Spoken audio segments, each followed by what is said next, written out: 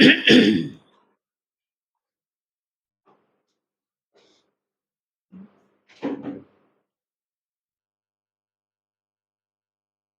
ఆలోచనలు చూడండి.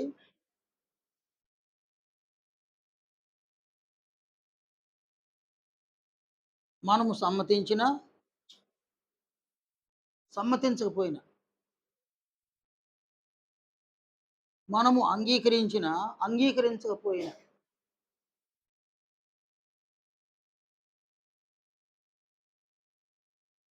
దేవుని కుమారుడైన క్రీస్తు యేసు యొక్క మహిమను పొందుటకే మన తండ్రి అయిన దేవుడు సంఘములోనికి మనలను పిలిచినాడు.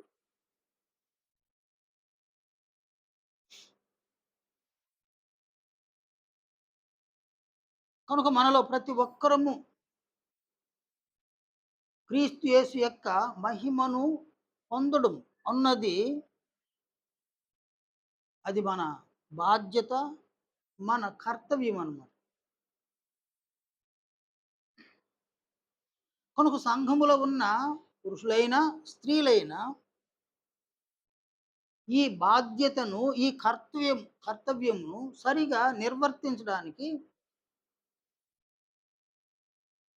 నిర్వర్తించి క్రీస్తు యొక్క మహిమను పొందడానికి ప్రతి ఒక్కరము మనం ప్రయాసపడవలసిన ఆవశ్యకత ఉందన్నమాట.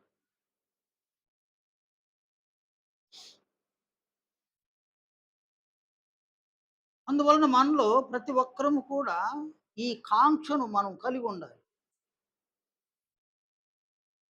కాంక్ష అనగా ప్రభువు యొక్క మహిమను నేను పొందాలి అన్న కాంక్ష.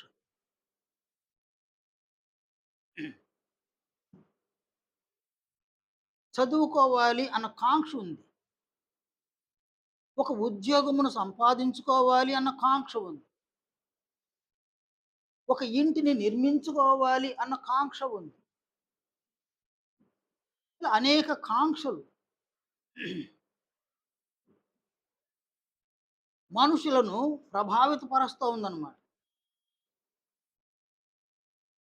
అలాగే మన కాంక్ష, సంఘములో ఉన్న మన కాంక్ష, మన ప్రభువు అయిన క్రీస్తు యేసు యొక్క మహిమను పొందాలి అన్న కాంక్షను మనం కలిగి ఉండాలి.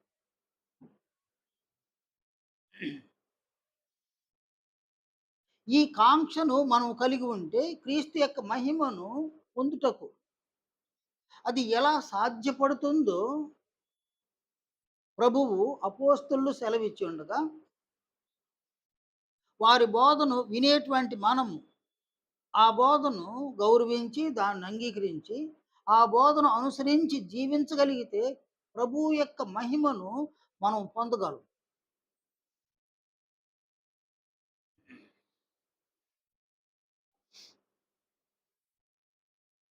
చూడండి, ఆదివారం చర్చికి రావడం అనేది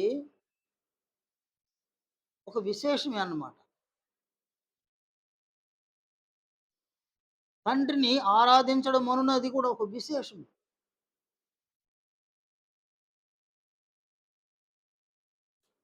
ప్రార్థన చేయడం అనున్నది కూడా ఒక విశేషమే. ఒక ప్రసంగాన్ని వినిపించడము విశేషము. ఒక ప్రసంగాన్ని వినడము కూడా ఒక విశేషం.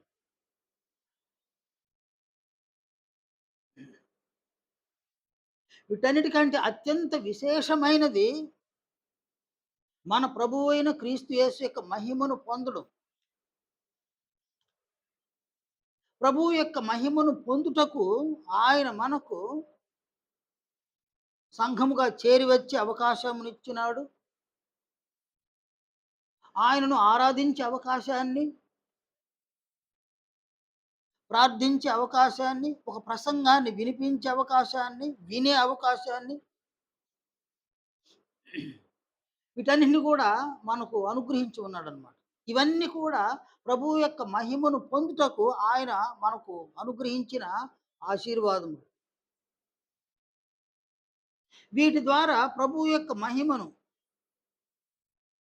ప్రభువు బోధను, అపోస్తలుల బోధను ప్రాక్టికల్‌గా అనుసరించి మనము జీవించి ప్రభువు యొక్క మహిమను మనం పొందవలసిన ఆవశ్యకత ఉంది. కనుక ఇక్కడ ప్రభువు యొక్క మహిమ అత్యంత విలువైంది. మనము ఏవేవి కలిగి ఉన్నామో వాటన్నిటికంటే అత్యంత విలువైనది ప్రభువు యొక్క మహిమ. ఎందుకంటే ప్రభువు యొక్క మహిమను ఎవరు కలిగి ఉన్నారో వారు నిత్య జీవాన్ని పొందేటువంటి ఒక అవకాశం ఉంది. ప్రభువు యొక్క మహిమను ఎవరైతే కలిగి ఉన్నారో వారు నిత్య నివాసాలలోనికి ప్రవేశించే అవకాశం ఉంది. ప్రభువు యొక్క మహిమను ఎవరైతే పొందుతారో వారు తండ్రి అయిన దేవుని యొక్క నిత్య రాజ్యమునకు వారసులయ్యే అవకాశం ఉందన్నమాట. ప్రభువు యొక్క మహిమను సంఘములో ఉండి కూడా ఎవరైతే పొందరో వారు నిత్య నాశనమునకు ప్రవేశించే పరిస్థితి ఉందన్నమాట. నిర్జీవ స్థితిని చేరుకునే పరిస్థితి ఉందన్నమాట. చివరిగా నరకానికి వెళ్ళే పరిస్థితులు ఉన్నాయన్నమాట. మనకు నరకమును గురించి గన సంపూర్ణంగా తెలిస్తే నరకాన్ని మనం కోరుకోం. అలాగుననే పరలోక రాజ్యాన్ని గురించి మనకు సంపూర్ణంగా తెలిస్తే దాన్ని మనం వదులుకోం. మనకు పరలోక రాజ్యాన్ని గురించి అంతగా తెలీదు. నరకమును గురించి కూడా అంతగా తెలియదు. మనకు తెలిసిందంతా మన శరీరం. మనకు తెలిసిందంతా శరీరానికున్న ఆశలు, కోరికలు, ఇచ్చలు తెలుసు. అందువలన ప్రతి మనుషుడు కూడా శరీర సంబంధిగా మారిపోయి శరీర ఆశలను తీరుస్తూ, శరీర కోరికలను తీరుస్తూ, శరీరానికున్న ఇచ్చలను తీరుస్తూ, శరీర సంబంధిగా జీవించి వేసి తద్వారా ఏర్పడిన సాతాను యొక్క చెడు గుణలక్షణ స్వభావాల్లోనికి, సాతాను రూపంలోనికి మారిపోతూ ఉన్నాం. కానీ తండ్రి అయిన దేవుడు ప్రభువు యొక్క మహిమలోనికి మార్పు చెందుటకు సంఘమునందు మనకు అవకాశం ఇచ్చినాడు. ఈ అవకాశాన్ని మీలో ఎవ్వరూ చేజార్చుకోకుండా, ఈ అవకాశాన్ని వదులుకోకుండా, ఈ అవకాశాన్ని అందిపుచ్చుకొని దేవుడు మనకిచ్చిన ఆయుష్కాలంలోనే, ఆయన మనకిచ్చిన ఆరోగ్యములోనే, మనకిచ్చినటువంటి అవకాశాలలోనే ఈ అవకాశాలను అందిపుచ్చుకొని ప్రభువు యొక్క మహిమను పొందుటకు మనం ఏమి చేయవలసి ఉన్నదో వాటిలన్నింటిని కూడా మనం చేయడానికి ప్రయాసపడగలిగితే ప్రభువు యొక్క మహిమను మనం ఒక 30%, 60% మనం పొందే అవకాశం ఉంది. కనుక ప్రభువు యొక్క మహిమను ఎవరైనా పొందాలి అనంటే ప్రభువు యొక్క ఆజ్ఞలను అనుసరించి జీవించాలి. ప్రభువు యొక్క ఆజ్ఞలు అంత సులువైనవేమి కాదు.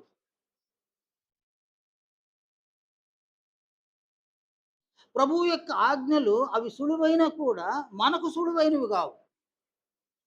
మత్తయి సువార్త 11వ అధ్యాయంలో ప్రభువు ఇలా సెలవిచ్చినారన్నమాట. మత్తయి 11వ అధ్యాయము 29, 30 వచనాల్లో ప్రభువు ఇలా అన్నారు. నేను సాత్వికుడను, దీన మనసు గలవాడును గనుక మీరు నా నా గనుక మీ మీద నా కాడి ఎత్తుకొని నా యొద్ద నేర్చుకొనుడి, అప్పుడు మీ ప్రాణములకు విశ్రాంతి దొరకును. ఏలయనగా నా కాడి సులువుగాను నా భారము తేలికగానున్నవి. కాబట్టి ఆయన తన కాడి అని అన్నారు. ఆ కాడి ఆజ్ఞ అన్నమాట. ఆ ఆజ్ఞలను గురించి ఆయన ఏమన్నాడంటే అవి సులువుగాను తేలికగాను ఉన్నవి అని అన్నాడు. ప్రభువు యొక్క ఆజ్ఞలు సులువైనవి, తేలికైనవి. కానీ అవి ఆయనకు సులువైనవి, తేలికైనవి. మన వద్దకు వస్తే అవి భారమైనవి. అవి చాలా కష్టమైనవిగా ఉన్నాయన్నమాట. ఎందుకంటే ప్రభువు యొక్క ఆజ్ఞలకు భిన్నముగానే మనం చిన్న వయసు నుంచి జీవించినాం. చిన్న వయసు నుంచి ప్రభువు యొక్క ఆజ్ఞలంటే మనకు తెలియదు. మన పూర్వీకులు మనకు నేర్పించల. మనల్ని కన్న తల్లిదండ్రులు గూడా క్రీస్తు యొక్క ఆజ్ఞలు ఇవి అని మనకు నేర్పించల. మన చుట్టూ ఉన్నటువంటి వారు క్రీస్తు యొక్క ఆజ్ఞలను అనుసరించి జీవించిన దాఖలాలు మనకు కనబడడంల. అనేక మంది క్రైస్తవుల మధ్యన మనం జీవించిన, అనేక మంది క్రైస్తవులు మనకు పరిచయం ఉన్న, క్రైస్తవులు సహితము క్రీస్తు యొక్క ఆజ్ఞలను అనుసరించినట్లుగా ఆధారాలు మనకు లేవన్నమాట. రుజువులు, సాక్ష్యాలు మనకు లేవన్నమాట. కనుక మనుషులందరూ కూడా క్రీస్తు యొక్క ఆజ్ఞలను ఎరగకనే, తెలుసుకోకనే అనేక మంది జీవితకాలమంతా చర్చిలకి వెళుతున్నారనమాట. కానీ ఇక్కడ సంఘములో ఉన్నటువంటి వ్యక్తులు క్రీస్తు యొక్క ఆజ్ఞలను తెలుసుకోవడం అనున్నది అత్యంత అవసరం. ఎందుకనగా క్రీస్తు యొక్క ఆజ్ఞలను ఎవరైతే అనుసరించి జీవిస్తారో వారు మాత్రమే క్రీస్తు యొక్క మహిమను పొందగలరు. నీవెంతకాలము సంఘముతో సంబంధం ఉన్నా క్రీస్తు యొక్క ఆజ్ఞలను గన నీవు తెలుసుకొనకపోతే నీవు క్రీస్తునే తెలుసుకోలేదని అర్థం అన్నమాట. ఆయన నీవు ఎరగలేదని అర్థం అన్నమాట. యోహాను సువార్త 17వ అధ్యాయము 3వ వచనంలో ప్రభువు ఇలా సెలవిచ్చినారు. అద్వితీయ సత్యదేవుడవైన నిన్నును నీవు పంపిన యేసుక్రీస్తుని ఎరుగుటే నిత్య జీవము. క్రీస్తును ఎరుగుట. క్రీస్తును ఎరుగుట అనగా క్రీస్తు యొక్క ఆజ్ఞలను ఎరుగుట. క్రీస్తును ఎరుగుట అనగా క్రీస్తు యొక్క మహిమలో ఉన్న గుణలక్షణ స్వభావములను ఎరుగుట. క్రీస్తును ఎరుగుట అనగా క్రీస్తు దేవుని యొక్క ఆజ్ఞలను అనుసరించి ఎలా జీవించినారో ఆ జీవితాన్ని ఎరుగుట అన్నమాట. క్రీస్తుని ఎరిగిన వారు క్రీస్తు యొక్క ఆజ్ఞలను ఎరుగుదురు. క్రీస్తుని ఎరిగిన వారు క్రీస్తు జీవించిన జీవితాన్ని కూడా ఎరుగుదురు. క్రీస్తు జీవించిన జీవితాన్ని ఎరిగిన వారు, క్రీస్తు యొక్క ఆజ్ఞలను ఎరిగిన వారు, ఆ ఆజ్ఞలను అనుసరించి జీవించగలిగేటువంటి అవకాశం ఉందన్నమాట. కనుక క్రీస్తు యొక్క ఆజ్ఞలను మనము తెలుసుకోవాలి. క్రీస్తు యొక్క ఆజ్ఞలను మనం నేర్చుకోవాలి. క్రీస్తు యొక్క ఆజ్ఞలను మన హృదయాలలోను, మన మనస్సులలోను వాటిని నిక్షిప్తం చేసుకోవాలి. హెబ్రీ గ్రంథకర్త ఆయన ఇలా సెలవిచ్చినాడు. 8వ అధ్యాయం 10వ వచనంలో, ఆ దినములైన తరువాత ఇశ్రాయేలు ఇంటి వారితో నేను చేయబోవు నిబంధన ఏదనగా వారి మనస్సులో నా ధర్మ విధులను ఉంచెదను, వారి హృదయముల మీద వాటిని వ్రాయుదును. కనుక దేవుడు తన ధర్మ విధులను అనగా క్రీస్తు ద్వారా ఆయన మనకు అనుగ్రహించనై ఉన్నటువంటి ఆజ్ఞలను, క్రొత్త నిబంధనను ఆయన మన మనస్సునందు ఉంచి మన హృదయం మీద వాటిని వ్రాస్తాను అని అన్నారనమాట. అందువలన మనలో ప్రతి ఒక్కరము క్రీస్తు యొక్క ఆజ్ఞలను మన మనస్సులలో ఉంచుకోవాలి. క్రీస్తు యొక్క ఆజ్ఞలను మన హృదయములలో వ్రాసుకోవాలి. క్రీస్తు యొక్క ఆజ్ఞలను మన మనస్సులో ఉంచుకొని మన హృదయములలో వ్రాసుకుంటే మనము మాట్లాడే ప్రతి సందర్భములోనూ క్రీస్తు యొక్క ఆజ్ఞలను మనం అనుసరించి మాట్లాడగలం. మనము క్రియలను చేసే ప్రతి సందర్భములోనూ క్రీస్తు యొక్క ఆజ్ఞలను అనుసరించి మనం క్రియలను చేయగలం. మాటలలో ధన్యులము, క్రియలలోనూ మనం ధన్యులము కాగలము. అందువలన క్రీస్తు యొక్క ఆజ్ఞలను మన హృదయములలోను, మన మనస్సులలోను నిక్షిప్తం చేసుకునే విధముగా మనము మరణించేంత వరకు వాటిని మరవకుండా ఉండే విధముగా అది ఎప్పుడు నీ జ్ఞాపకాల్లో ఉండే విధముగా క్రీస్తు యొక్క ఆజ్ఞలను మనము మన హృదయమునందు, మన మనస్సునందు నిక్షిప్తం చేసుకోవలసిన పరిస్థితి ఉందన్నమాట. నీలో క్రీస్తు యొక్క ఆజ్ఞలు నీ మనస్సులో, నీ హృదయంలో ఉంటే అవి నిన్ను ప్రేరేపిస్తాయి. క్రీస్తు యొక్క ఆజ్ఞలు నీ మనస్సులో, నీ హృదయంలో ఉంటే ఆ ఆజ్ఞలను నీవు ప్రేమిస్తావు, నేను ప్రేమిస్తా. క్రీస్తు యొక్క ఆజ్ఞలు మన హృదయంలో, మనస్సులో ఉంటే ఆ ఆజ్ఞలను మనం గౌరవిస్తాం. క్రీస్తు యొక్క ఆజ్ఞలు మన హృదయంలో, మనసులో ఉంటే ఆ ఆజ్ఞలు తలపోస్తామన్నమాట. క్రీస్తు యొక్క ఆజ్ఞలు మన హృదయములో, మన మనసులో ఉంటే ఆ ఆజ్ఞలతో మనం ముచ్చటిస్తామన్నమాట. క్రీస్తు యొక్క ఆజ్ఞలు మన హృదయములో, మన మనసులో ఉంటే వాటిని హత్తుకుంటాం మనం. క్రీస్తు యొక్క ఆజ్ఞలు మన దేహం యొక్క అవయవాలకన్నిటి కూడా మనం అప్లై చేయగలమన్నమాట. ప్రతి అవయవములోనూ క్రీస్తు యొక్క ఆజ్ఞలు ఉండగా, ప్రతి అవయవము క్రీస్తు యొక్క ఆజ్ఞలకు అనుగుణమైనటువంటి క్రియలను చేయగా, ప్రతి అవయవము క్రీస్తు యొక్క ఆజ్ఞలను అనుసరించి క్రియలు చేయగా, నాలుక, పెదవులు, గొంతు క్రీస్తు యొక్క ఆజ్ఞలను అనుసరించి మాటలాడగా, నీ మాటలలో నీవు నీతిమంతుడవు, నీ క్రియలలో నీవు నీతిమంతుడుగా తీర్చబడతావు. క్రీస్తు నీతిమంతుడు, నీవు నీతిమంతుడవు. క్రీస్తు పరిశుద్ధుడు, నీవు పరిశుద్ధుడవు. క్రీస్తు యొక్క మహిమను నీవు పొందేటువంటి అవకాశము ఉందన్నమాట. అందువలన క్రీస్తు యొక్క ఆజ్ఞలను మన హృదయములలోను, మన మనస్సులలోను మనము నిక్షిప్తం చేసుకోవలసింది. మన హృదయంలో ఏ సంగతి ఉన్నా లేకపోయినా, మన మనస్సులో ఏ సంగతి ఉన్నా లేకపోయినా, క్రీస్తు ఆజ్ఞలు తప్పనిసరిగా హృదయములోను, మనస్సులోను ఉండాలి. క్రీస్తు యొక్క ఆజ్ఞలు నీ హృదయములో, నీ మనస్సులో ఉంటే, అక్కడ క్రీస్తు యేసు నీ హృదయంలో ఉన్నాడు. క్రీస్తు యేసు నీ హృదయములో ఉంటే, ఆయన తండ్రి అయిన దేవుడు నీ హృదయంలో ఉన్నాడు. వారిరువురు నీ హృదయములో ఉన్నారన్నమాట. ఎఫెసీ 3వ అధ్యాయంలో 15, 18 3వ అధ్యాయం 15, 18 వచనాలు చూడండి. పౌలు ఇలా అన్నారు. మీరు అంతరంగ పురుషుని యందు శక్తి కలిగి, ఆయన ఆత్మ వలన బలపరచబడినట్లుగాను, క్రీస్తు మీ హృదయములలో విశ్వాసము ద్వారా నివసించున్నట్లుగాను. మన హృదయములలో క్రీస్తు విశ్వాసము ద్వారా నివసించాలి. అనగా క్రీస్తు యేసునందు మనం విశ్వాసం కలిగి ఉండాలి. క్రీస్తు యేసునందు విశ్వాసం అనగా క్రీస్తు యొక్క ఆజ్ఞల యందు విశ్వాసం కలిగి ఉండడం. ఇక్కడ విశ్వాసం అనగా క్రీస్తు యొక్క ఆజ్ఞలను నేను అనుసరించి జీవిస్తే క్రీస్తు యొక్క మహిమను పొందగలను అనేది విశ్వాసం అన్నమాట. నమ్మకం. కనుక క్రీస్తు మన హృదయములో నివాసం ఉండాలి అనంటే, ఆయన ఆజ్ఞలు నీ హృదయములో, నీ మనస్సులో ఉంటే, ఆయన వచ్చి నీ హృదయంలో నివసించే అవకాశం ఉంది. మనలో ఎవరి హృదయములో, ఎవరి మనస్సులో క్రీస్తు యొక్క ఆజ్ఞలు ఉన్నవో అక్కడ ఆయన ఉన్నాడనమాట. ఎవరి హృదయములో, ఎవరి మనస్సులో క్రీస్తు యొక్క ఆజ్ఞలు లేవో అక్కడ యేసుక్రీస్తు ఉండరనమాట. వారి హృదయాలలో, వారి మనస్సులలో క్రీస్తు ఉండరు. మరెవరుంటారు? ఆయనకి శత్రువైనటువంటి సాతానుడు ఉంటాడు. వానికి వలె మాట్లాడడం, వానికి వలె క్రియలు చేయడం.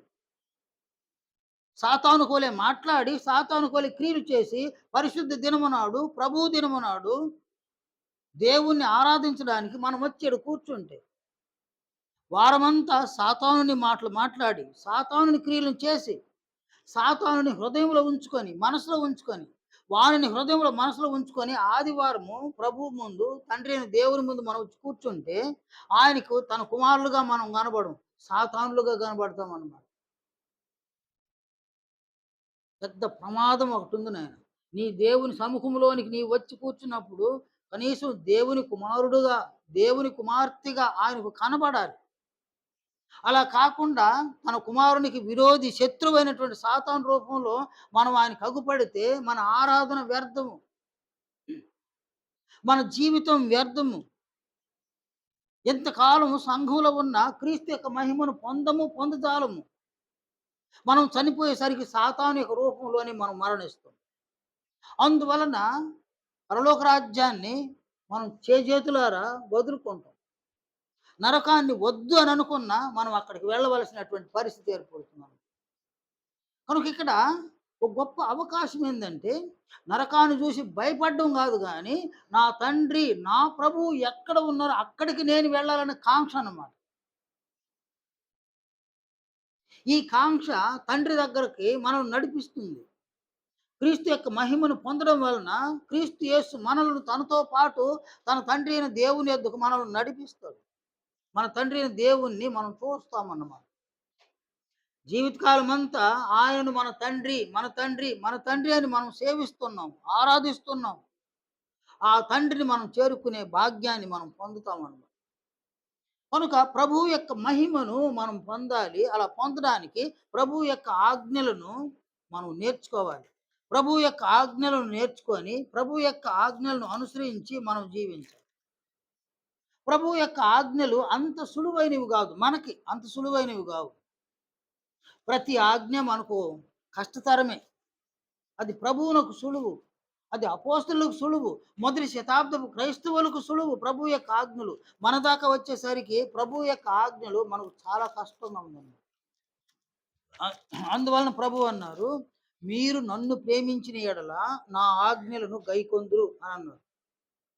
ఎవరైనా మీలో ప్రభువు యొక్క ఆజ్ఞలు భారమైనవి, అవి కష్టమైనవి అయినా సరే వాటిని మీరు అనుసరించడానికి ప్రభువును ప్రేమించగలిగితే ఆ ఆజ్ఞలు ఎంత భారమైన, ఎంత కష్టమైనవైనా మీరు వాటిని అనుసరించగలరు. ప్రభువు పట్ల ప్రేమ లేనివారు ప్రభువును ప్రభువు యొక్క ఆజ్ఞలను అనుసరించరన్నమాట.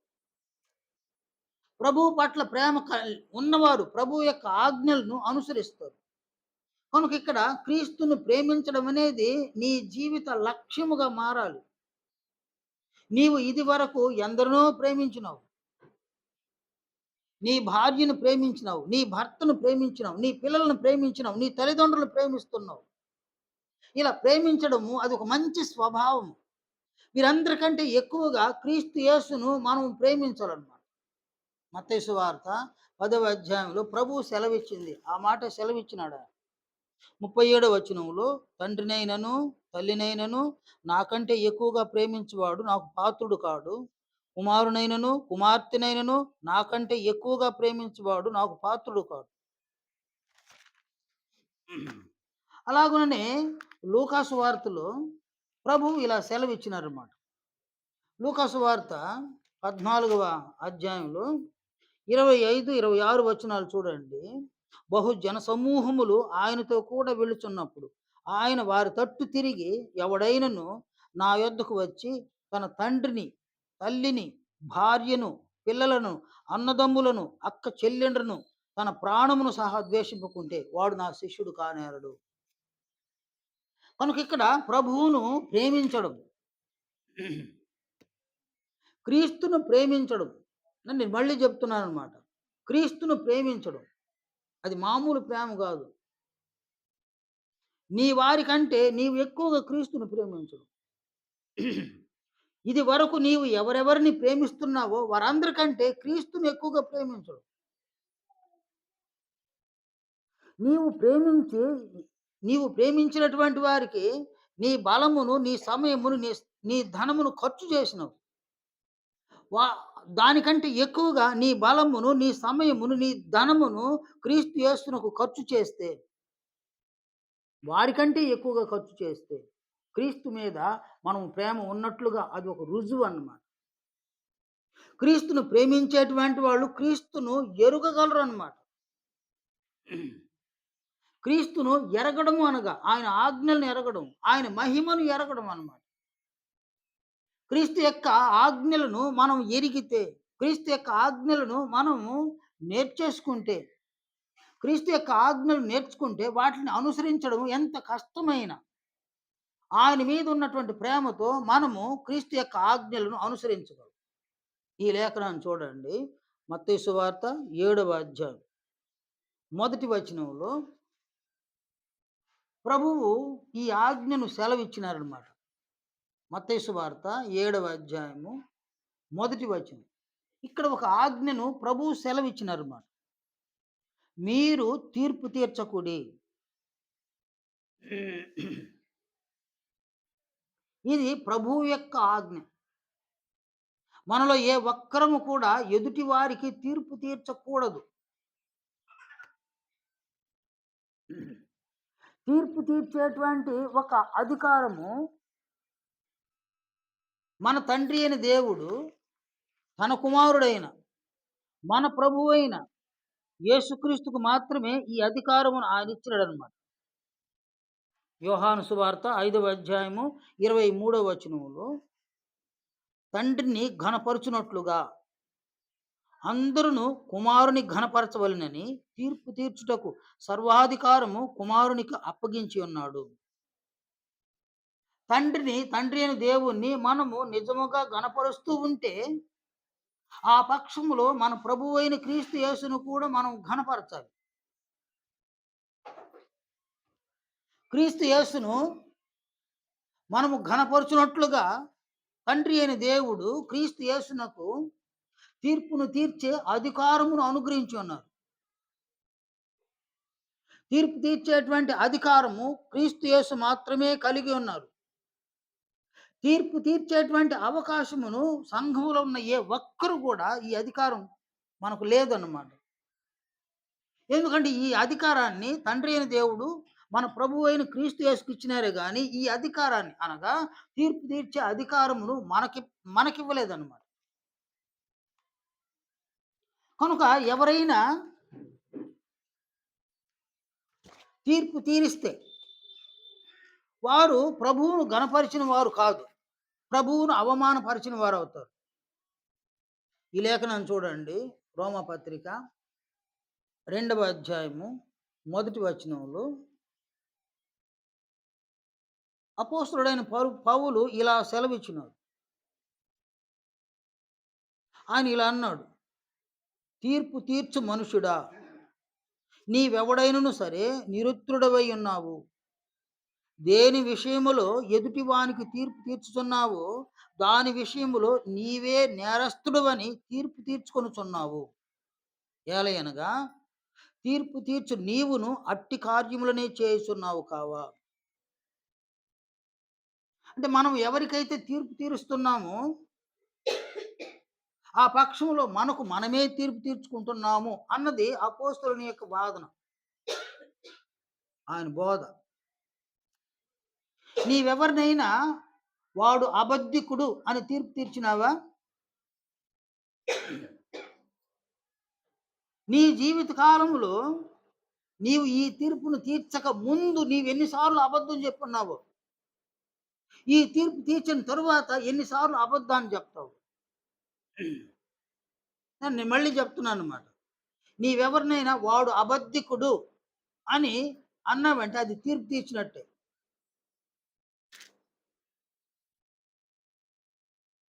నీవు వాడు అబద్ధికుడు అనక ముందు నీవెన్నిసార్లు అబద్ధం చెప్పినావు, వాడు అబద్ధికుడు అని తీర్పు తీర్చిన తర్వాత నీవెన్నిసార్లు అబద్ధం చెప్తున్నావు. వాడు అబద్ధికుడు అని నీవు తీర్పు తీర్చగా అబద్ధము చెప్పి ఉన్నటువంటి నీవే ఏం చేసుకుంటూ ఉన్నావు? తీర్పు తీర్చుకుంటూ ఉన్నావు అన్నమాట. అలాగే వాడు దొంగ అని నీవు తీర్పు తీర్చినావా? వాడు మోసగాడు అని తీర్పు తీర్చినావా? వాడు వ్యర్థుడు అని తీర్పు తీర్చినావా? వాడు ద్రోహి అని తీర్పు తీర్చినావా? వాడు వ్యభిచారి అని తీర్పు తీర్చినావా? వాడు మోసగాడు అని తీర్పు తీర్చినావా? వాడు త్రాగుబోతు అని తీర్పు తీర్చినావా? వాడు గర్వస్థుడు అని తీర్పు తీర్చినావా? వాడు అహంకారి అని తీర్పు తీర్చినావా? నీవు తీర్చిన ఈ తీర్పుకు సంబంధించి ఎన్నిసార్లు నీవు ఎదుటివానికి తీర్పు తీర్చినావో ఆ క్రియలను ఎన్నిసార్లు చేసి ఉన్నావో ఇక మీదట ఎన్నిసార్లు చేస్తావు. అందువలన నీవు తీర్చేటువంటి తీర్పు నీకు సహా వర్తిస్తుంది అన్నది అపోస్తలుడైన పౌలు యొక్క బోధ అన్నమాట. కనుక ఆయన అన్నాడు, తీర్పు తీర్చు మనుషుడా, నీవెవడైనను సరే నిరుత్తుడవై ఉన్నావు. దేని విషయంలో ఎదుటివానికి తీర్పు తీర్చుచున్నావో దాని విషయంలో నీవే నేరస్తుడవని తీర్పు తీర్చుకొనుచున్నావు. ఏలయనగా తీర్పు తీర్చు నీవును అట్టి కార్యములనే చేయుచున్నావు కావా. చూడండి, అట్టి కార్యములని అన్నాడు ఈయన.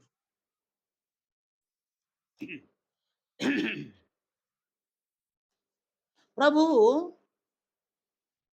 ఇచ్చినటువంటి ఈ ఆజ్ఞలు మనం అనుసరించవలసిన బాధ్యతను మనం కలిగి ఉన్నాం. క్రీస్తు ఆజ్ఞ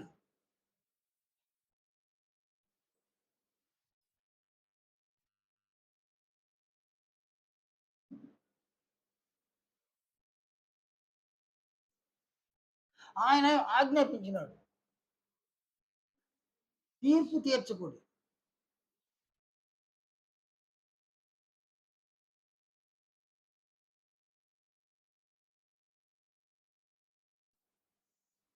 ఇది ప్రభువు యొక్క ఆజ్ఞను.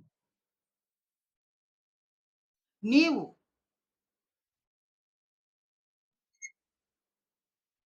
నీవు ఎవరినో ఒక పురుషుడైన, అలాగే ఒక స్త్రీనైనా,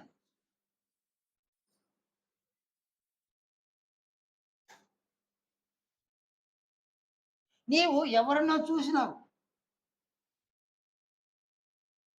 వాడు దొంగ.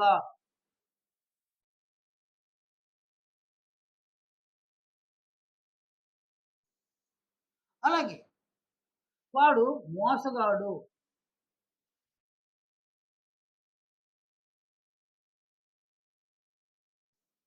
అలాగే వ్యర్థుడు.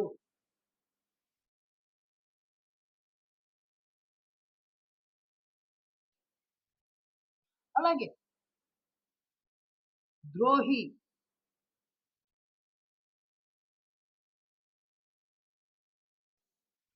అలాగే వ్యభిచారి.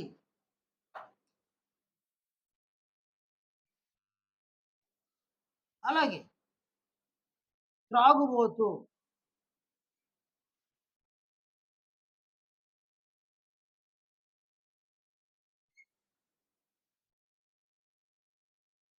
గర్విష్ఠుడు.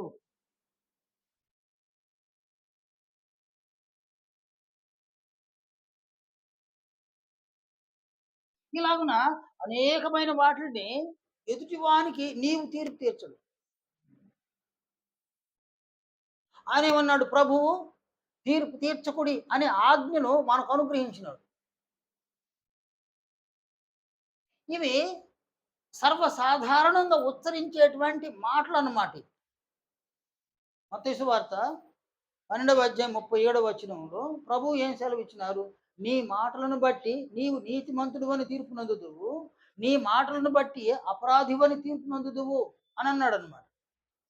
కనుక నీవు ఒక వ్యక్తిని, పురుషునైనా, ఒక స్త్రీనైనా చూసి అతడైనా, ఆమెయినా గర్విష్ఠుడు, దొంగ, మోసగాడు, వ్యర్థుడు, ద్రోహి, వ్యభిచారి, తాగుబోతు, ఇకను అనేక విధములుగా తీర్పు తీర్చడం అన్నమాట.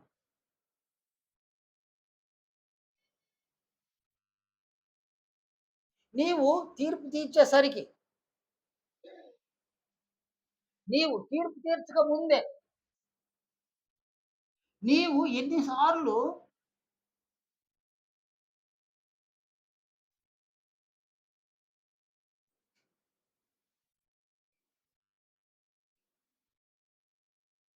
నీవెన్ని సార్లు గర్వాన్ని చూపించినవు. అలాగే ఎన్ని సార్లు నీవు దొంగతనం చేసినవు.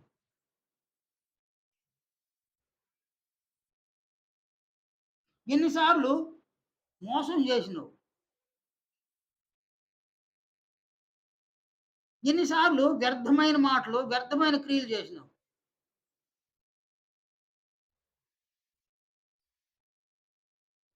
ఎన్ని సార్లు ఎంతమందికి నీవు ద్రోహం చేసినవు నమ్మించి.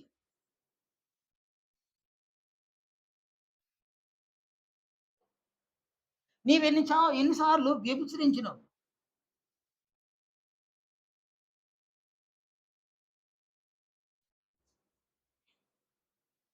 నీవెన్ని సార్లు అబద్ధం చెప్పినవు.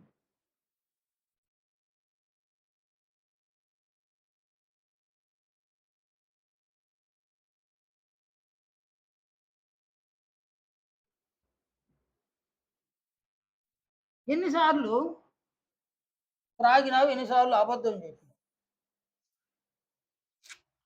ఆల్రెడీగా ఆయనేమన్నాడంటే, తీర్పు తీర్చు.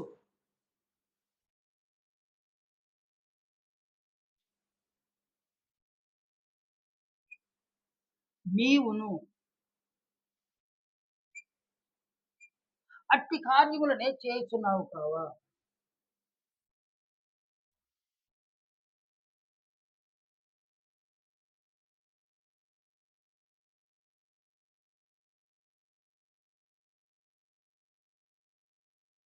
అట్టి కార్యములను చేయుచున్నావు కావా?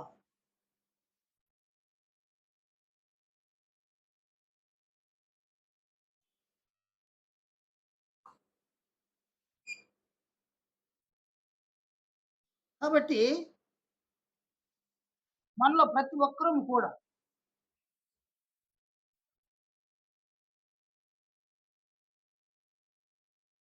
మనం ఎవరికైనా తీర్పు తీర్చక ముందే మనం ఎన్ని చెడు క్రియలు చేసినాం, ఎన్ని చెడు మాటలు మాట్లాడినాం.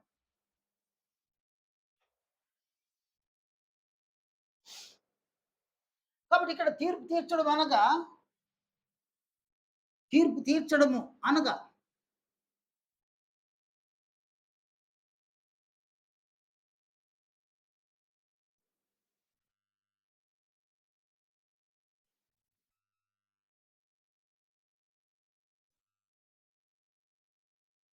నేరమును మోపడం అన్నమాట.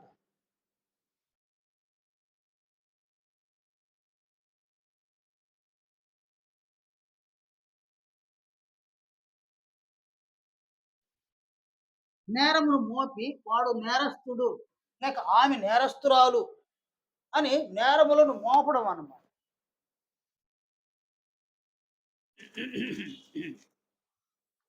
నీవు ఎవరికి తీర్పు తీరుస్తావో వారి మీద నేరమును మోపుతున్నావు అన్నమాట.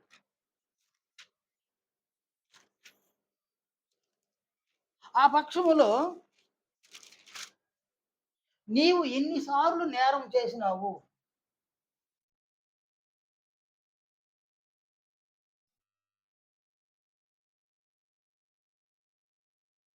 నీవు ఎన్ని సార్లు నేరం చేసినావు?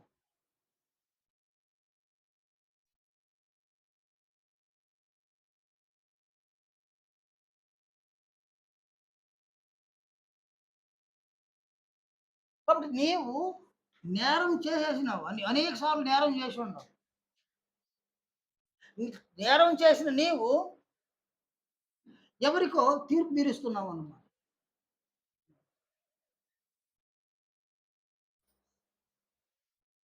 నేను చెప్తున్నాను చూడండి. మనం అనేక సార్లు అబద్ధం చెప్పి మన వినికిడిలో ఎవరైనా అబద్ధం చెప్తే మనం వాళ్ళు చెప్పే అబద్ధాన్ని అసహ్యించుకొని వాడు అబద్ధికుడు, ఆమె అబద్ధికురాలు అని అంటాం.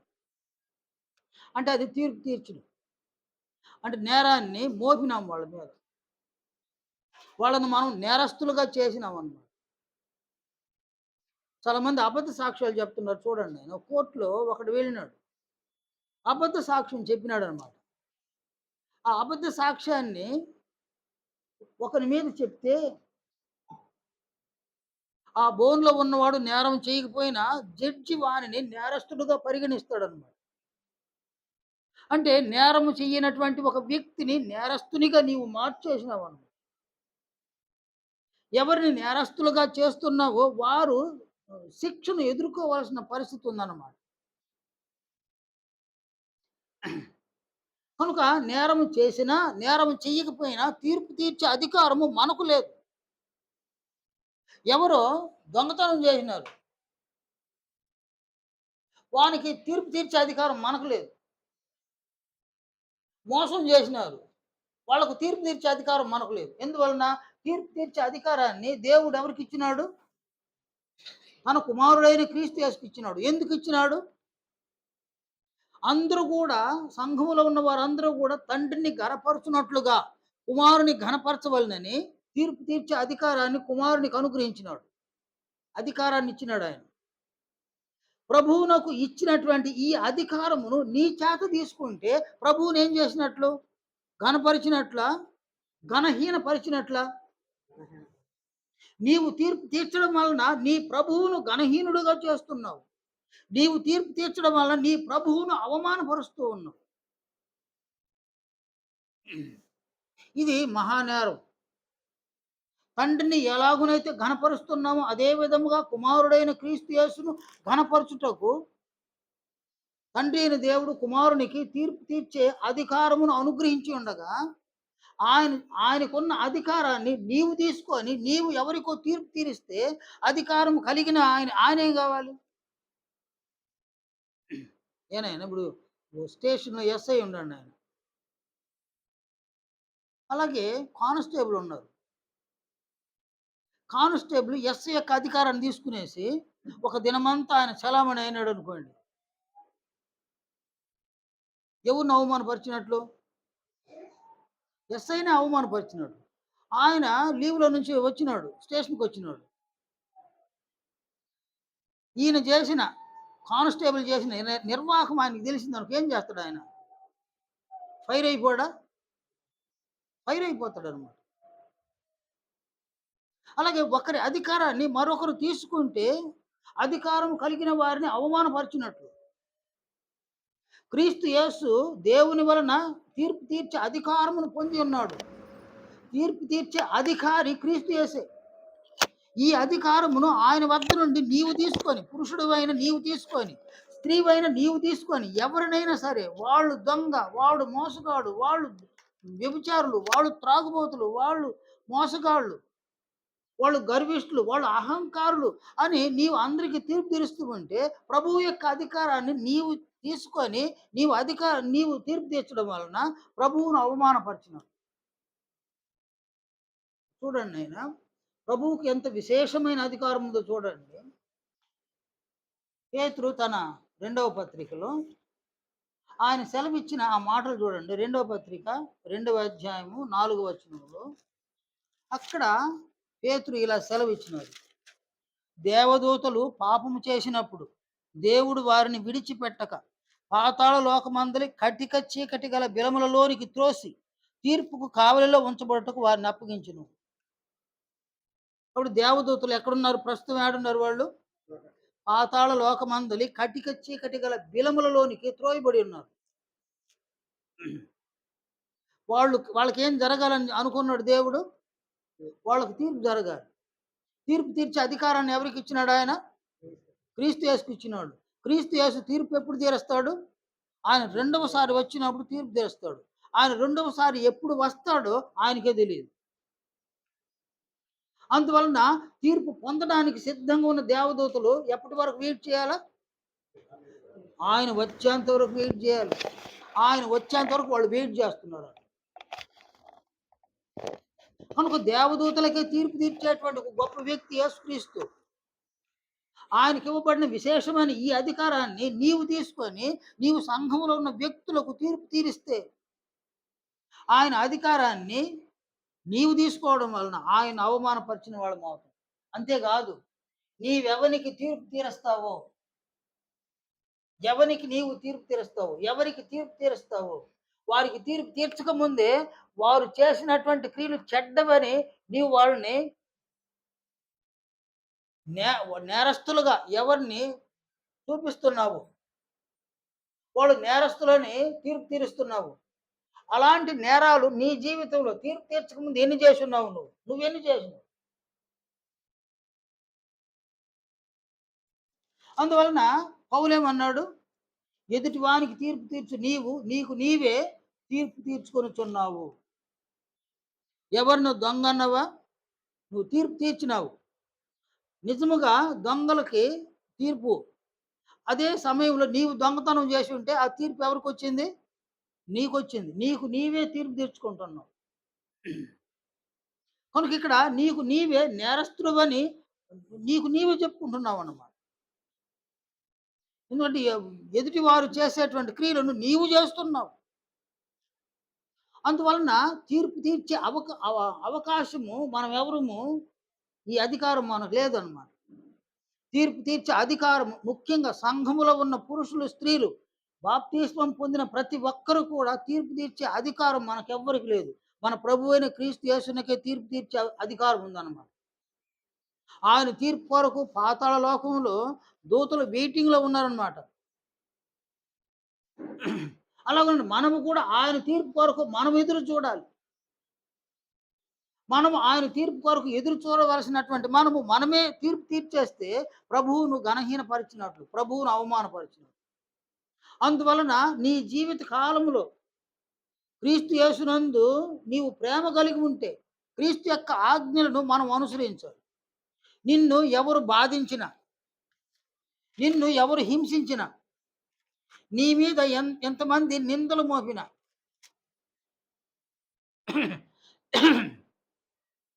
ఈ ఈ వచనాన్ని చూడండి.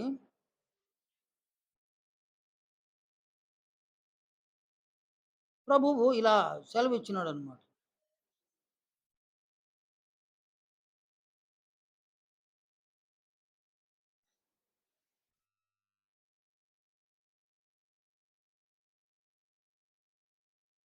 ఏమన్నాడంటే, నేరము మోపకుడి అని అన్నాడు ప్రభు. ఎవరి మీద కూడా నేరము మోపకూడదు అని ప్రభువు ఆజ్ఞాపించున్నాడనమాట.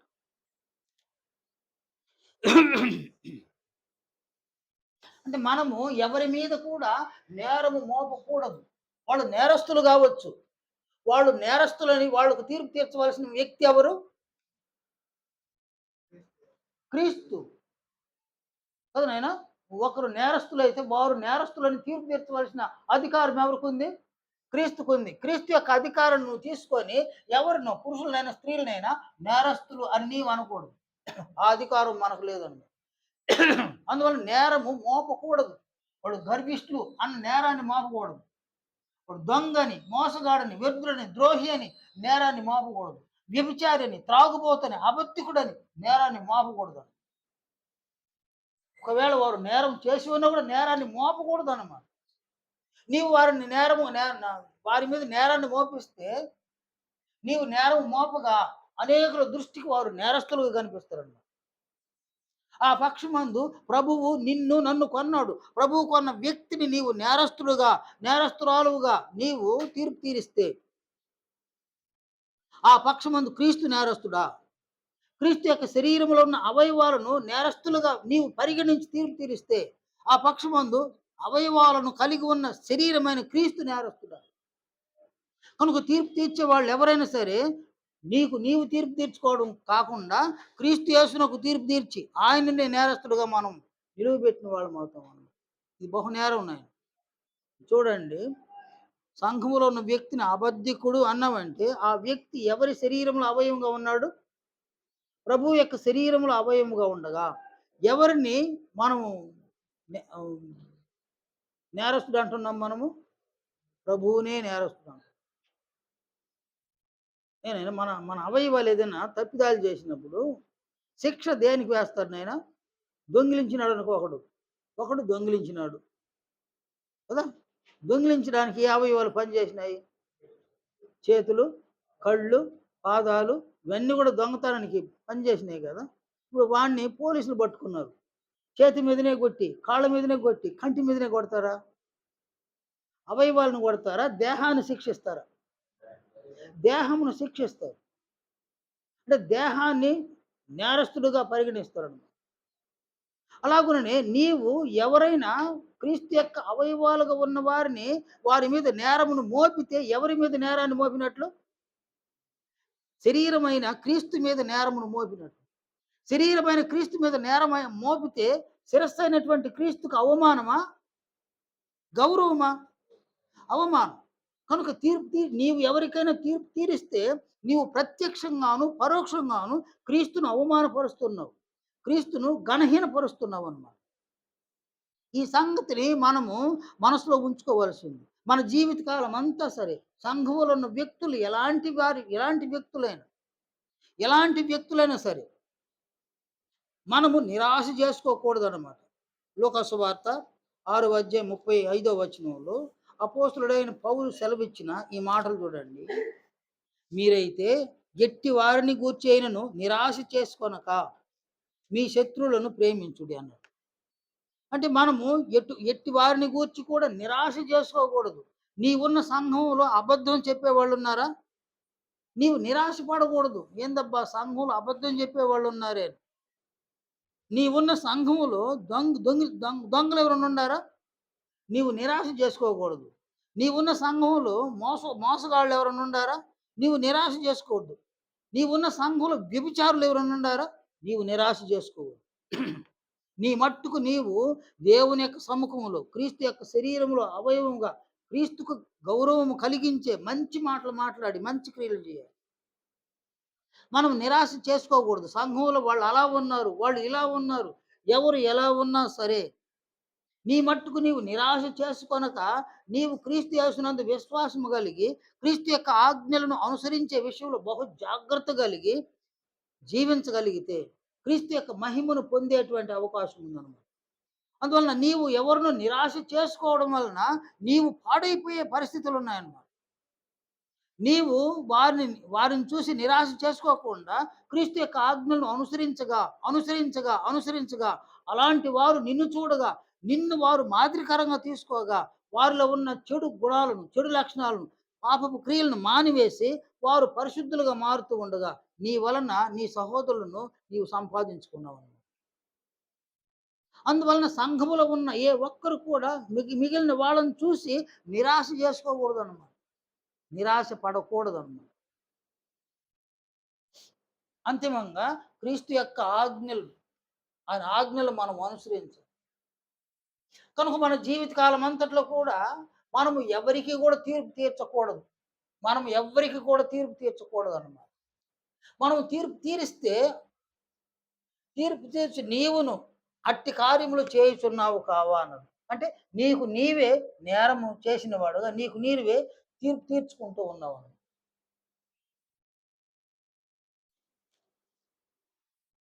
నీకు నీవే తీర్పు తీర్చుకుంటే నిన్ను యేసు ప్రభు నమ్ముతాడా? దేవుడు నమ్ముతాడా? వాళ్ళెవరు నిన్ను నమ్మరన్నమాట. అంటే ఎవరినో నేరస్తులుగా నీవు వారికి తీర్పు తీర్చి, నీవు నేరస్తుడు అవ్వడం వలన, నీవు నేరస్తురాలు కావడం వలన, తండ్రి అయిన దేవుడు, ప్రభు అయిన క్రీస్తు యేసు నిన్ను నమ్మే అవకాశం లేదన్నమాట. వారు మనలను నమ్మకపోతే, మనము క్రీస్తు యొక్క ఆజ్ఞలను అనుసరిస్తున్నామా? లేదు. క్రీస్తు యొక్క ఆజ్ఞలు అనుసరించడం లేదు కాబట్టి, క్రీస్తు యొక్క మహిమను మనం పొందుతామా? పొందము. క్రీస్తు యొక్క మహిమను మనం పొందకపోతే, ఆయన తన రాజ్యానికి, తన మహిమకు మనల్ని పిలుస్తాడా? ఆయన పిలవడనమాట. అందువలన ఎంతకాలము సంఘములో ఉన్న క్రీస్తు మహిమను పొందకుండా పోతే, మన వర్తమానము మనం క్షేమంగా ఉండం. మన భవిష్యత్తు భయానకరంగా మారుతదనమాట. అందువలన మన వర్తమానంలో మనం సమాధానం కలిగి ఉండాలి. అంటే నేను చెప్తున్నా, మన వర్తమానం సమాధానం ఉండాలి. అంటే ఒక ధైర్యం, ఒక ఆనందం అన్నమాట. ఈ ధైర్యము, ఈ ఆనందము ఎవరిలో ఉంటుందంటే, క్రీస్తు యొక్క ఆజ్ఞలను ఎవరైతే అనుసరిస్తూ ఉన్నారో వారికి ఎన్ని శ్రమలు వచ్చినా, ఎన్ని నిందలు వచ్చినా, ఎన్ని బాధలు వచ్చినా, ఎన్ని శ్రమలు వచ్చినా, వారు తమలో తాము ఒక ఆనందమును, ఒక ధైర్యమును కలిగి ఉంటారు. ఎందువలన? వారు క్రీస్తు యొక్క ఆజ్ఞలను అనుసరిస్తూ ఉన్నారు కాబట్టి, ప్రభువు ఏమన్నాడు ఆయన ఆజ్ఞలను అనుసరిస్తే, నా ఆజ్ఞలను అనుసరించి వానిని తండ్రి అయిన దేవుడు, నా తండ్రి ప్రేమిస్తాడు. నేనును వానిని ప్రేమిస్తా. మేమిద్దరం వచ్చి వాని యొద్ద నివాసం చేస్తాం. కనుక క్రీస్తు యొక్క ఆజ్ఞలను అనుసరించేటువంటి వానికి ఒకవైపు శ్రమలొచ్చినా, నిందలొచ్చినా, శోధనలొచ్చినా, బాధలొచ్చినా, హింసలు వచ్చినా, చివరికి ఖడ్గమే వచ్చినా, అతనిలో ఎవరెవరుండారు? తండ్రి అయిన దేవుడున్నాడు, ప్రభు అయిన క్రీస్తు యేసు, వాళ్ళిద్దరూ తనను ప్రేమిస్తూ ఉండగా, అతనిలో ఒక ఆనందము, అతనిలో ఒక ధైర్యం. క్రీస్తు యొక్క ఆజ్ఞలను అతిక్రమించేటువంటి వారిని చూడండి. మీకు మీరుగా క్రీస్తు యొక్క ఆజ్ఞలను అతిక్రమిస్తే ఇక్కడ ఏం కలిగి ఉంటారు మీరు? మనం ఏం కలిగి ఉంటాము? ఒక ఆందోళన, ఒక భయం. ఇవి జీవితాన్ని ఆవరించేస్తాయి. ఒక ఆందోళన. క్రీస్తు ఆజ్ఞలను అతిక్రమించాం. చూడండి ఆయన ఆజ్ఞ దొంగతనం చేయకూడదన్నాడు. దొంగతనం చేసినాడు. సంఘంలో ఉన్న ఒక వ్యక్తి, పురుషుడైనా, స్త్రీ అయినా దొంగతనం చేసినాడు. దొంగతనం చేసినటువంటి వ్యక్తిలో ఏముంటుంది? ఒక ఆందోళన, ఒక భయం. సమాధానం లేదు. ఆందోళన, భయం ఉందన్నమాట. వాళ్ళు దొరికినారు. నెక్స్ట్ ఏం జరుగుతుంది? వారికి శిక్ష పడుతుంది. కేవలం శిక్షేనా? అవమానం ఏర్పడుతుంది. వాటి వలన జీవితానికి ఏదైనా సంతోషం ఉందా? సంతోషం లేదు. సంతోషం ఆవిరైపోయింది. అలాగుననే ఒక త్రాగుబోతైన, ఒక వ్యభిచారి అయిన, ఒక అబద్ధం చెప్పేవాడైన, ఒక మోసం చేసేవాడైన, ఎవరైనా సరే వారిలో సంతోషం ఉండదు. వారిలో ధైర్యం ఉండదు. భయం ఉంటుంది. ఒక ఆందోళన ఉంటుందన్నమాట. సమాధానాన్ని పూర్తిగా కోల్పోతారు. అందువలన వారి జీవితము ఎలా ఉంటుంది అంటే, వారు దాన్ని భరించలేని పరిస్థితుల్లో ఉంటారన్నమాట. కొంతమంది ఆహ్, ఒక మొండి ధైర్యంతో ఉంటారు. నాకేమిలే అనుకుంటారు. కానీ ఖచ్చితంగా మనం చేసేటువంటి తప్పిదములకు తగిన శిక్షను మనం భరించవలసిన అవసరత ఉందన్నమాట. ఖచ్చితంగా భరించాలండి. అందువల్ల ఇక్కడ ప్రభువు యొక్క ఆజ్ఞలను మన హృదయాలలోను, మన మనస్సులలోను మనం ఉంచుకోవాలి. క్రీస్తు ఆజ్ఞలు విధిగా నీ హృదయములో, నీ మనస్సులో నీవు ఉంచుకోవడం అత్యంత శ్రేష్టమనమాట. క్రీస్తు యొక్క ఆజ్ఞలను నీ హృదయములో, నీ మనస్సులో ఉంచుకుంటే, నీవు మాట్లాడక ముందే ఎలా మాట్లాడాలనో ఆ ఆజ్ఞలు నీకు వినిపిస్తాయన్నమాట. నేను క్రీస్తు యొక్క ఆజ్ఞలనగా, క్రీస్తు యొక్క జ్ఞానం అన్నమాట. క్రీస్తు యొక్క ఆజ్ఞలనగా, క్రీస్తు యొక్క గుణలక్షణ స్వభావాలవి. క్రీస్తు యొక్క ఆజ్ఞలు నీ హృదయములో ఉంటే, ఆయన గుణలక్షణ స్వభావాలు నీలో ఉన్నాయి.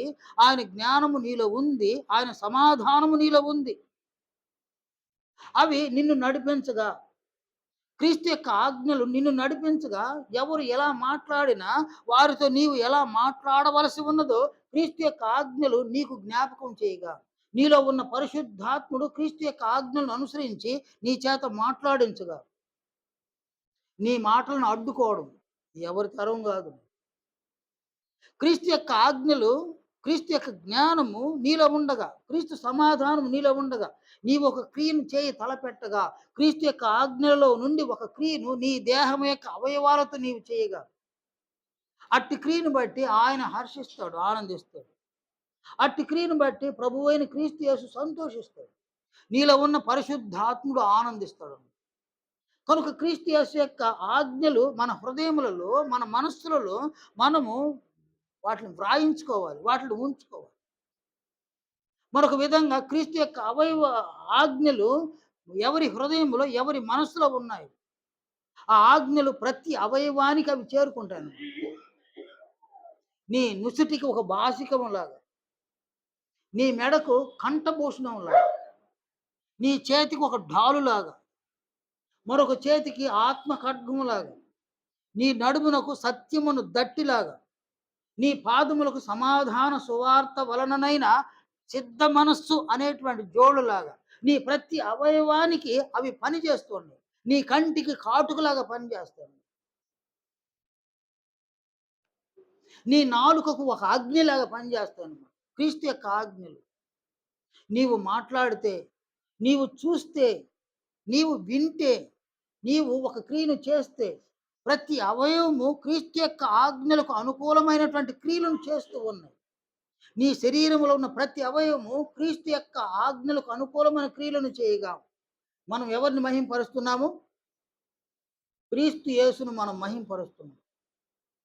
నీవు క్రీస్తు యేసును మహిమపరిచే క్రీస్తు యొక్క ఆజ్ఞలను అనుసరించి క్రియలను చేస్తూ ఉండగా, ఆయన ఆజ్ఞలను అనుసరించి మాట్లాడుతూ ఉండగా, నీ దేహములో ఉన్న ప్రతి అవయవము పరిశుద్ధమైన అవయవాలుగా మారిపోతాయి. నీ దేహము టోటల్‌గా నీ దేహములో క్రీస్తు ఉన్నాడు. క్రీస్తు యొక్క ఆజ్ఞలు ఎక్కడ ఉన్నాయో అక్కడ క్రీస్తు ఉన్నాడు. నీ అవయవాలలో క్రీస్తు ఉన్నాడు. నీ కళ్ళల్లో క్రీస్తు, నీ నాలుకలో, నీ పెదవులలో క్రీస్తు, నీ చేతులలో క్రీస్తు, నీ చెవులలో క్రీస్తు, నీ పాదములలో క్రీస్తు, నీ నడుములో క్రీస్తు, నీ బాడీ నిలువెత్తున క్రీస్తున్నాడన్నమాట. నీ శరీరము క్రీస్తును అగుపరచగా, నీ ఆత్మ పూర్తిగా ఎవరి రూపంలోకి మారుతుంది నాయన? క్రీస్తు యొక్క మహిమలోనికి నీ ఆత్మ మారిపోతుంది. అందువలన క్రీస్తు యొక్క ఆజ్ఞలను మన హృదయాలలోను, మన మనస్సులలోను మనం నింపుకోవాలి. మనం చేర్చుకోవాలి. క్రీస్తు యొక్క ఆజ్ఞలను మనము హృదయంలో, మనసులో కలిగి ఉంటే, ఆ ఆజ్ఞలకు అనుకూలంగా ఆలోచనలు వస్తే, ఆ ఆజ్ఞలకు అనుకూలంగా తలంపులు వస్తే, ఆ ఆజ్ఞలకు అనుకూలంగా నిర్ణయాలు వస్తే, ఆ నిర్ణయాలకు అనుకూలంగా అవయవాలు క్రియలను చేసి, క్రీస్తును మహింపరుస్తాం. క్రీస్తును గౌరవిస్తాం. క్రీస్తుకు ఇష్టమైనటువంటి అనేక క్రియలను మన దేహం యొక్క అవయవంతో మరణించేంత వరకు ఈ దేహం యొక్క అవయవాలతో మనం చేస్తాం. ఆ పక్షమందు ఈ శరీరం పూర్తిగా క్రీస్తు కొరకు వాడబడుతుందన్నమాట. ఈ శరీరంలోని ప్రతి అవయవము క్రీస్తు కొరకు వాడబడుతుందన్నమాట. కనుక ఒకరి శరీరంలో ఉన్న అవయవాలు క్రీస్తు కొరకు వాడబడితే వారి శరీరమే ధన్యము. వారి ఆత్మ మరీ ధన్యమన్నమాట. క్రీస్తు యొక్క మహిమను వారు పొందులాగున వారి శరీరాన్ని క్రీస్తు యొక్క ఆజ్ఞలకు అప్పగించినారు. కానీ మనం మన ప్రభువైన క్రీస్తు యొక్క ఆజ్ఞలకు మన శరీరాలను అప్పగించాలి. యోహాను సువార్త 17వ అధ్యాయంలో ప్రభువు ఇలా సెలవిచ్చినాడు. 2వ వచనంలో, నీ కుమారుడు నిన్ను మహిమపరచునట్లు నీ కుమారుని మహిమపరచుము. నీవు నీ కుమారునికిచ్చిన వారికందరికిని ఆయన నిత్య జీవం అనుగ్రహించినట్లు సర్వ శరీరుల మీదను ఆయనకు అధికారం ఇచ్చితివి. మన శరీరముల మీద తండ్రి అయిన దేవుడు ఎవరికి అధికారం ఇచ్చున్నారు? మన శరీరం మీద అధికారి ఎవరినైనా ప్రభువైన క్రీస్తు యేసు. మన శరీరం మీద ప్రభువైన క్రీస్తు యేసు అధికారమును కలిగి ఉంటే మన అవయవాల మీద ఎవరికి అధికారం ఉంది? ప్రభువైన క్రీస్తు యేసుకు అధికారం ఉంది. మన అవయవముల మీద ప్రభువైన క్రీస్తు యేసుకు అధికారం ఉండగా మన అవయవాలు ఎవరికి ఇష్టమైన క్రియలు చేయాలి? క్రీస్తుకి ఇష్టమైన క్రియలు చేయాలి. క్రీస్తుకి ఇష్టమైన క్రియలు అనగా ఆయన ఆజ్ఞలకు అనుకూలమైన క్రియలను మన శరీరంలో ఉన్న అవయవాలన్నీ చేస్తూ ఉంటే మన శరీరము ఎవరి అధికారం క్రింద ఉంది? మన శరీరంలోని అవయవాలు క్రీస్తు యొక్క ఆజ్ఞలను అనుసరించకుండా పోతే మన శరీరము వాటి అవయవాలు ఎవరి అధికారం క్రింద ఉంది? సాతానుని యొక్క అధికారం క్రింద ఉంది. నీవు సాతాను యొక్క రూపంలో నీ ఆత్మ మారిపోయే ప్రమాదకరమైన పరిస్థితి ఉందన్నమాట. కనుక రక్షణ పొందిన నీవు సాతాను రూపంలోనికి మారడం అనేది అది అది ఎలా సాధ్యం? అందువలన మనం క్రీస్తు యొక్క అధికారం క్రింద మన శరీరాన్ని లోపరచాలి అనంటే క్రీస్తు యొక్క ఆజ్ఞలన్నీ కూడా మన హృదయాల్లో, మన మనస్సులో ఉండి అక్కడ నుండి ఆ ఆజ్ఞలు శరీరంలోనికి, అవయవాలలోనికి అవి ప్రవేశిస్తాయి. ప్రతి అవయములోను క్రీస్తు ఆజ్ఞలు ఉంటే, ప్రతి అవయము క్రీస్తు యొక్క ఆజ్ఞలకు అనుకూలమైన క్రియలను చేసి, క్రీస్తుకు అనుకూలమైన మాటలను ఉచ్చరిస్తే, ప్రతి ఆజ్ఞ అవయవాలకు ఆహ్, అన్వయింపబడి ప్రతి అవయము క్రీస్తు యొక్క ఆజ్ఞలకు అనుకూలమైన క్రియలు చేస్తుంది. అవయవాల ద్వారా క్రీస్తును మహింపరుస్తున్నాం. క్రీస్తును ఘనపరుస్తున్నాం. వాటి ఫలితముగా మన ఆత్మ క్రీస్తు యొక్క మహిమలోనికి రూపాంతరం చెందుతున్నది. కనుక క్రీస్తు యొక్క మహిమను పొందడానికి ఆయన మనల్ని సంఘంలోని పిలిచినాడు. క్రీస్తు మహిమను పొందాలంటే క్రీస్తు యొక్క ఆజ్ఞలను మనం అనుసరించి జీవించాలి. క్రీస్తు ఆజ్ఞలను ఎవరు అనుసరిస్తారంటే క్రీస్తును ప్రేమించేవారు మాత్రమే అనుసరిస్తారు. క్రీస్తు ఆజ్ఞల్లో ఒక ఆజ్ఞను ఈ దినమున మనం నేర్చుకున్నాం. అనేవి ఆజ్ఞాపించినాడు ఆయన. మత్తయి 7 మొదటి వచనంలో, మీరు తీర్పు తీర్చకుడి అని అన్నాడు. మీరు తీర్చు తీర్పు చొప్పుననే మీకును తీర్చబడును. మీరు కొలుచు కొలత చొప్పుననే మీకును కొలవబడునని ప్రభువు సెలవిచ్చినాడు. అందువల్ల మనలో ఎవరు కూడా పురుషులనైనా, స్త్రీలనైనా, పెద్దలనైనా, పిల్లలనైనా ఎవరికి కూడా మనం తీర్పు తీర్చే అధికారాన్ని దేవుడు మనకు అనుగ్రహించాడు. తీర్పు తీర్చే అధికారాన్ని మనకు తీర్పు తీర్చే అధికారాన్ని క్రీస్తు యేసునకు దేవుడు ఈ అధికారాన్ని ఇచ్చున్నాడు. ఆయన మనకు తీర్పరై ఉండగా మనము తీర్పరులుగా మారితే ఆయనను మనం అవమానపరిచిన వాళ్ళమవుతాం. ఘనహీనపరిచిన వాళ్ళమవుతాం. ఆయన తీర్పునకు మనం లోబడగలిగితే, ఆయన ఆజ్ఞలను మనం అనుసరించి జీవించి ప్రభువు యొక్క మహిమను పొందగలిగి మన శరీరంలో ఆయన అధికారం క్రింద ఉంచగలిగితే, క్రీస్తు యొక్క అధికారం క్రింద మనం ఉండడం వలన క్రీస్తును మనం ఘనపరిచిన వారు, క్రీస్తును మహింపరిచిన వారమవుతాం. ఆ పక్షమందు క్రీస్తు యొక్క మహిమను మనం పొందుతాం.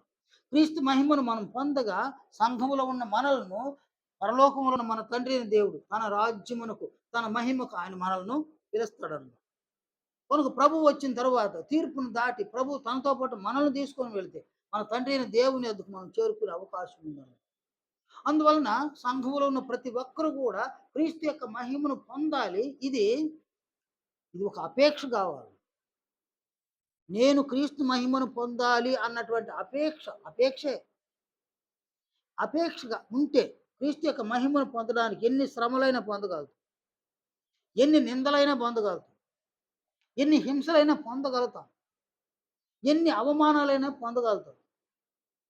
ఏమైనా సరే ప్రభువు యొక్క మహిమను పొందడానికి నేను ఎలానే సిద్ధంగా ఉంటాను. ప్రభువు యొక్క ఆజ్ఞలను అనుసరిస్తాను అన్నట్లుగా మనం క్రీస్తుని ప్రేమించగలిగితే ఆయన ఆజ్ఞలను అనుసరిస్తాం. ఆయన ఆజ్ఞలను అనుసరిస్తే ఆయన మహిమను మన ఆత్మలకు మనం పొందుతాం. ఈ గొప్ప ఏర్పాట్లు మన తండ్రి అయిన దేవుడు మనల్ని ఉంచినాడు. ఈ ఏర్పాటులో మనం ఉన్నాం. కనుక ఈ ఏర్పాటును మనం హర్షించాలి. ఈ ఏర్పాటును మనం గ్రహించాలి. ఈ ఏర్పాటులో కొనసాగడానికి ప్రభువు యొక్క ఆజ్ఞలను మన హృదయాల్లో, మనసులో నింపుకోవాలి. ఆ ఆజ్ఞలను అనుసరించి క్రియలు చేయడం. ఆజ్ఞలను అనుసరించి మాట్లాడడం. ప్రభువు యొక్క మహిమలోనికి రూపాంతరం చెందడం. మనం ధన్యులమవుతాం. దయచేసి ఈ సంగతులు అందరూ గ్రహించండి.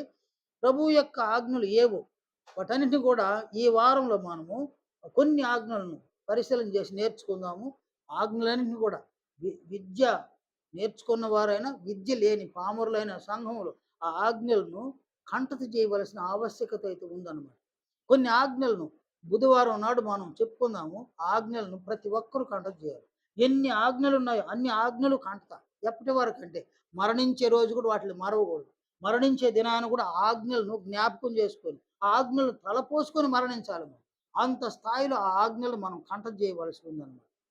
ఈ వారంలో ఆ కార్యక్రమాన్ని మనం చేద్దాము. దయచేసి ఈ సంగతులన్నీ మీరు గ్రహించాలని, మీరు వీటిని అంగీకరించి మనమందరం ఈ సంగతులను అనుసరించి జీవించి ప్రభు యొక్క ఆజ్ఞలు మనం అనుసరించాలి. ప్రభు యొక్క మహిమలోనికి మనం రూపాంతరం చెందడానికి ప్రభుతో కలిసి జీవించాలని మీకందరికి మనవి చేస్తున్నాను, ముగిస్తున్నాను.